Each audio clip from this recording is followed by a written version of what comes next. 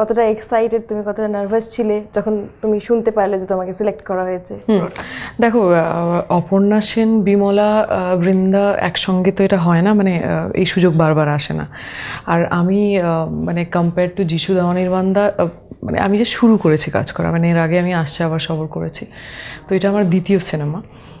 তো সেটা তো আমার ক্ষেত্রে একটা ওই নার্ভাসনেস, এক্সাইটমেন্ট সব মিলিয়ে একটা বড় পাওয়া আর কি। আর চরিত্র নিয়ে কি বলবো বলো তো, এখানে যেটা তোমরা টিজারে দেখেছো আর কি, মানে বিমলা থেকে বৃন্দার একটা খুব ইন্টারেস্টিং জার্নি রয়েছে সিনেমাটা।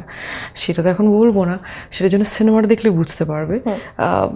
সেটা আমার কাছে একটা মানে আমার বৃন্দা হয়ে ওঠার পুরো প্রসেসটা, সেটা শুধু শুটিং ফ্লোরে নয়, মানে সেটা ধরো প্রায় 1-2 মাসের একটা রিনাদির সঙ্গে কথাবার্তা, যোগাযোগ, আলাপ, গান, স্ক্রিপ্ট সব নিয়ে আর কি। তো সেটা আমার কাছে একটা বেশ মেমোরেবল আর কি।